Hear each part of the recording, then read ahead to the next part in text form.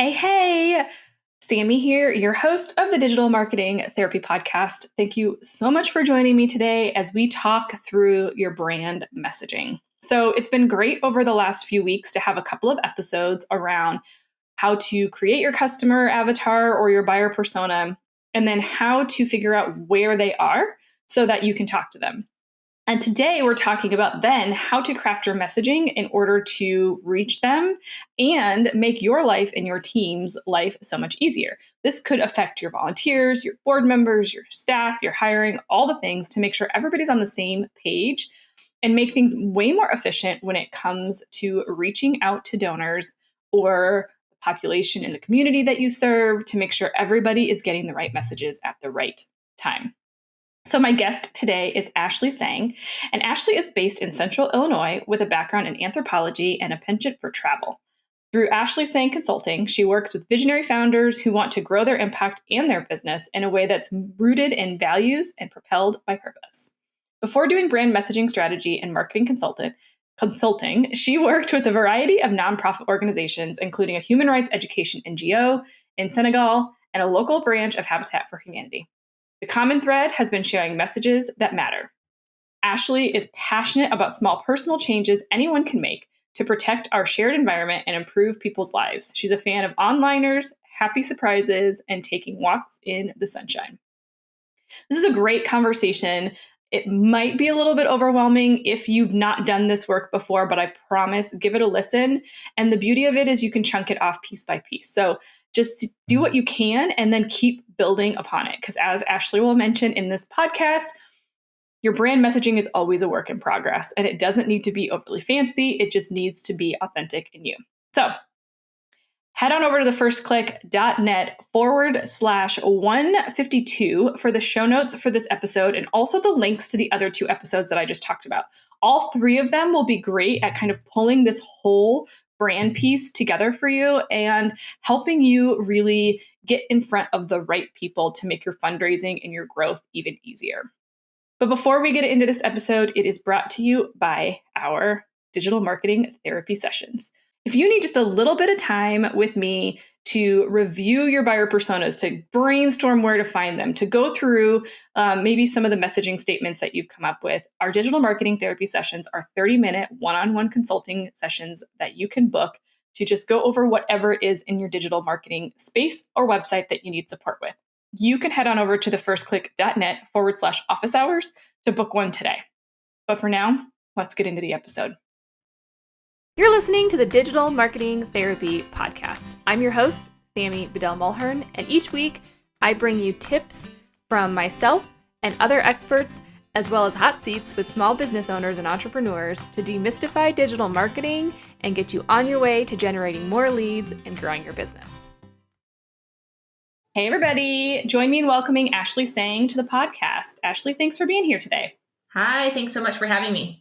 Yeah. So I love this conversation, especially because we've come off of a couple of podcast episodes about like defining your buyer persona and how to find them. And you are all about the messaging and how to then really connect with them on a deeper level. So tell me a little bit about why messaging. Why was that something that you were attracted to as you kind of started growing your business? Yeah, so like most people, I didn't know brand messaging existed a couple years ago. I come from the communications sort of industry, but I didn't know that there was this really essential piece of the puzzle called brand messaging. And now that I do this day in and day out, I realize that having a very clear brand messaging strategy is the foundation of everything. This is how you are able to show up consistently and confidently and clearly. This is how you're able to connect to those people that you really deeply want to serve, or for nonprofits, those people that you really deeply want to be able to pull their heartstrings, right? These are the people that are the lifeblood of your business. So once you have listened to the podcast episode about the customer persona that you just posted, after you've listened to that and you really figure out, all right, here's who my donors are, here's who my supporters are, here's who my team members are. Once you know who those people are, you need to be able to find that hook that connects. And for me, that is values. That is really where you're able to connect with people. And so your brand messaging strategy, it's the what, it's most importantly the why, it's the who for, it's the how you do it. That is the crux of why your business exists. And so if you're able to convey that clearly, you're able to really, really grow with ease. Yeah, and I really like that you're values centered, because I think that's so much of what our listeners are as well with their organizations. So kind of how do you start that process? So I know who I'm talking to. I know what the vision is of my organization. How do I kind of put two together so that I'm really talking to my potential donors and just not talking at them? Yeah. So for me, it's an invitation. You are inviting them into your vision because it's for them. Your business or nonprofit exists because you and the people you want to reach have this shared vision. They want to be part of it. So it's really that intersection of your shared values and your shared vision, and sort of where your audience is and where you are as a brand. And that middle portion where everything intersects is where all the magic happens. And this also helps you internally with your own energy as CEO or executive director or founder. And it helps you manage your team more easily too. So, brand messaging is not just for the external marketing. It's super important in the external marketing. It makes you more referable. It makes content creation easier, but it also is for the operational side. It makes it so that any decision you make, whether it's who to hire, if you're going to charge for a service, how much you're going to charge for it, where you're going to expand next, what conference to attend, it makes all of these operational decisions grounded in something concrete. And that something concrete is your why. It is those values and the people you want to reach and the vision that you have. So, it's a really, really useful, not only exercise, but then also the brand messaging guide that is generally produced at the end of the process is a really useful resource to be able to have a gut check, a North Star, and be able to evolve with strategy rather than just sort of like, well, this might work and not really know, not have decisions grounded in anything specific. Well, and I like the idea of a guide, because if you're in any size nonprofit, I don't care what size you're in, you have event committees, you have fundraising committees, you have ops committees, like, and they're a mix of volunteers, plus you have your team. If you're small, then there's just a handful of you. But this brand messaging guide is such an easy tool to make sure everybody is speaking the same language, backed up by the research that you know is who you need to be going after. So you're making everybody more efficient, setting everybody up for success. So can you talk a little bit about like communication, or like what kinds of things might be in this guide that might make it easier for people to be more successful in whatever campaign it is that they're running? Yeah, so I can walk through what's in my guide. I like to start with a brand statement. So this is sort of like an elevated elevator pitch, really what you do, who it's for, and especially that why you do it. So it's really this overarching, what is this brand all about? What is this nonprofit even doing in the world? What makes you special from any other nonprofit that works with animals or works with children or whatever it is that is tied to your mission? What makes you special? That's what the brand statement is really for. And then I also always incorporate a mission statement. So nonprofits should be super familiar with this, right? Most organizations of any type or size have a mission statement. But sometimes it's a little bit trite, or sometimes, the founder created it 25 years ago and then it's never been revisited, right? So, or maybe you're brand new and you just started 6 months ago and like the mission has already evolved because you 100%. have all these new perspectives or whatever else, right? So, I do think it's important to revisit your mission statement. And again, make sure that that big picture vision of what you're working toward is incorporated. And then the next element of that is the brand values. So really, these brand values should permeate the entire brand. It should be what guides your interaction with all those committees. It should be what guides all of your written communication via email, via designed collateral on your website, of course. It should also guide your interactions. So if you value transparency as an organization, and yet you refuse to tell any of your committee members or any of your program participants any information about your organization, are you truly being transparent? Yep. That sort of gut check is really important. So those brand values, what's also really special about them is that you and I can have the exact same brand values, the words themselves, but we interpret it differently. We live them out differently. So what's really important when you're doing your brand messaging strategy is not only to define your brand values, but to specifically think about what those brand values mean to you and your organization, and how that can, again, affect every single aspect of your brand.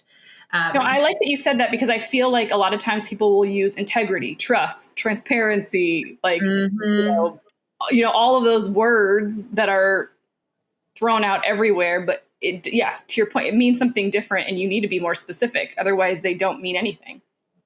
Yeah, and it is not enough for it to simply live on your about page as, here are our values, and then you list 3 to 5 values. That's not enough. The values should be that guiding force.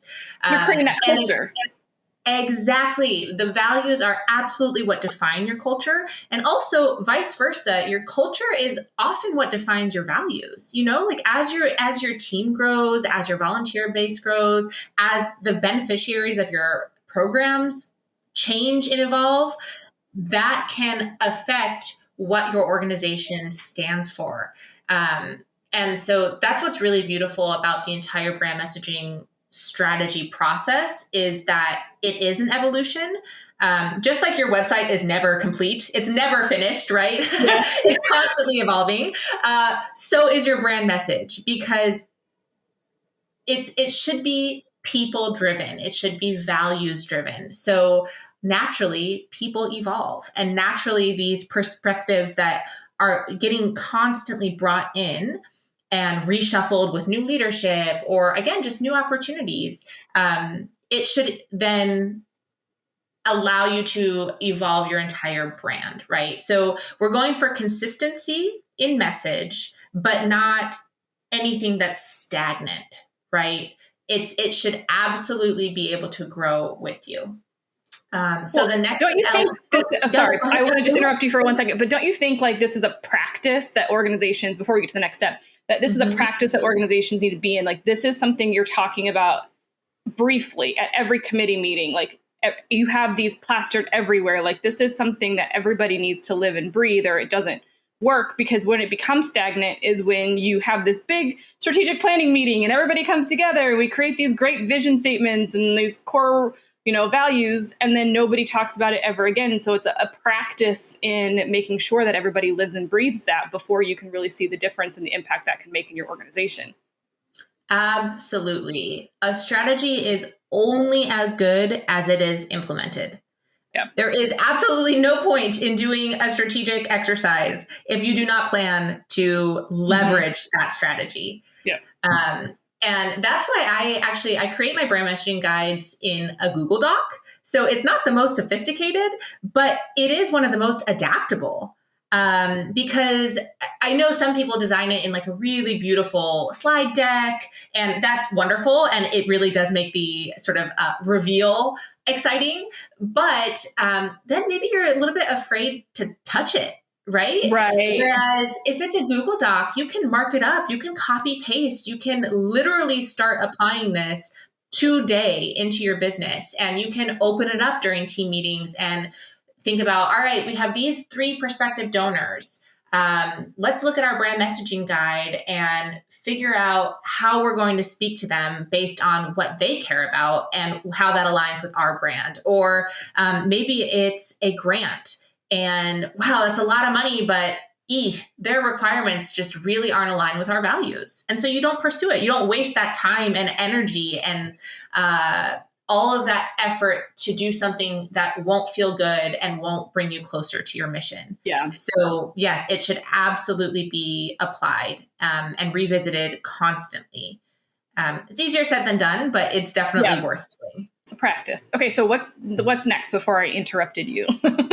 Okay. So we have the brand statement, we have the mission statement, we have the brand values, and then it's really about the audience. And so nonprofits are particularly unique in that they have at least two core audiences, right? The donors and the beneficiaries, or participants, or whatever you want to call them, right? So there's generally not too much overlap, other than potentially, again, those shared values.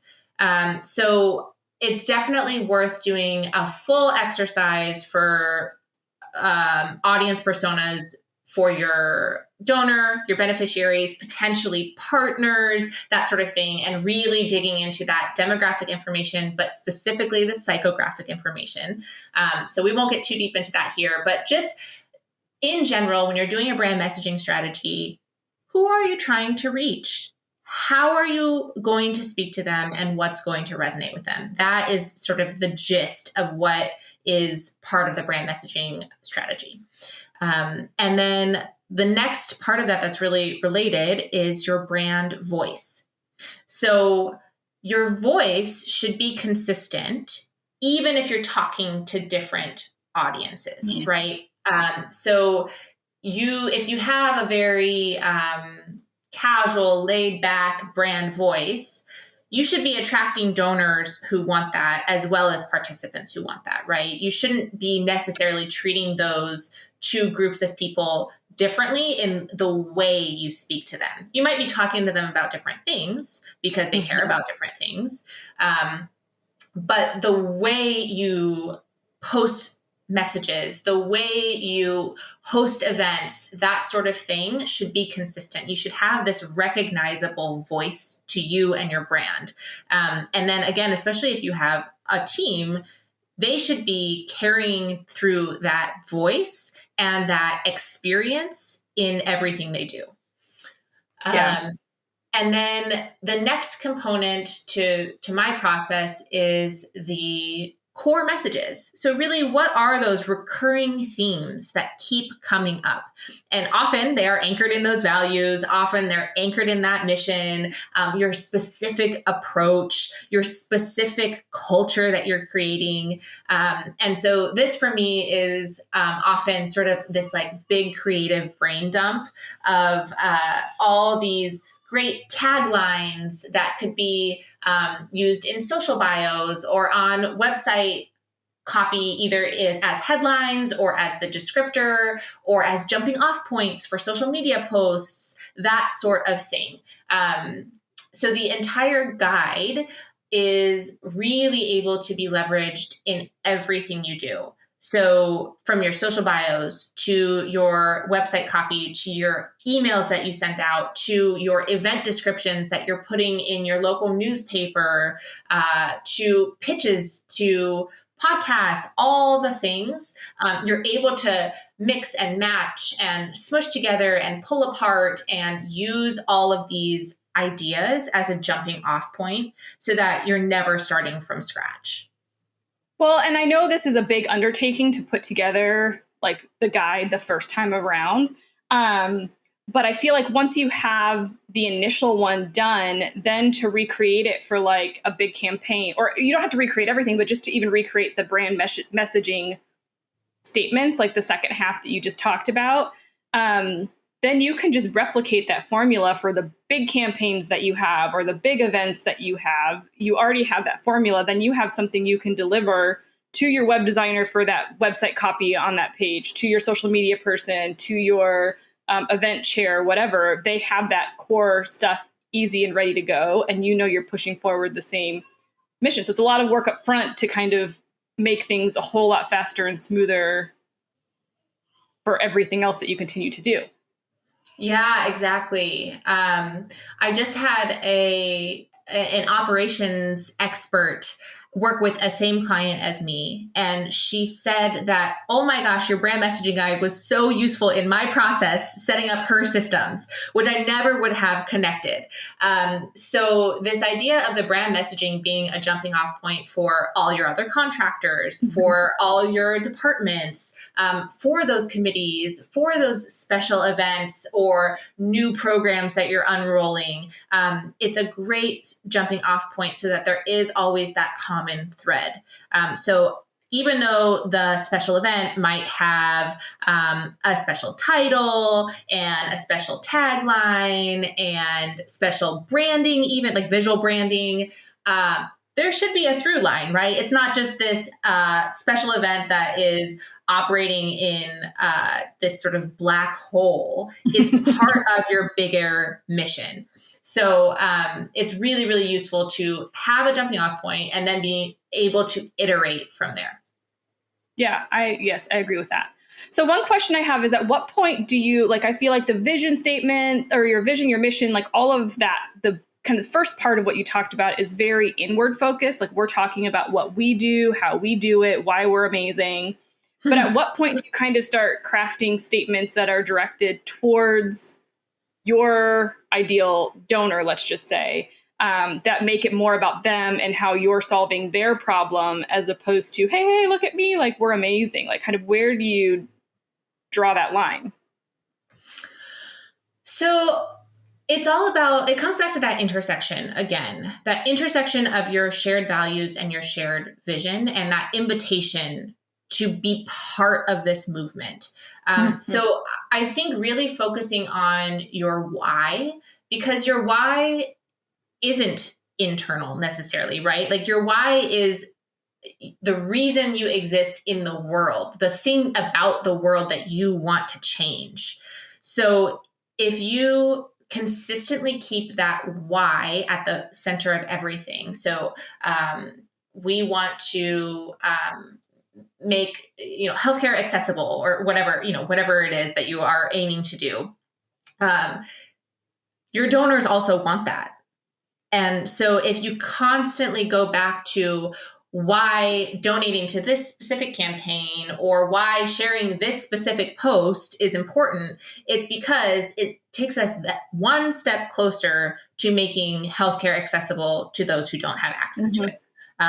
So it's really easy for us to get lost in the details of day to day, or, oh, well, our competitor nonprofit is doing this, so we need to be doing this too, right? Yes. Or like the latest social media trends or whatever it is. It's really easy to get lost in those details or choose those opportunities without questioning whether it's actually aligned. So having that reflection time, but then constantly thinking about the people you're trying to serve and why, is what closes that loop.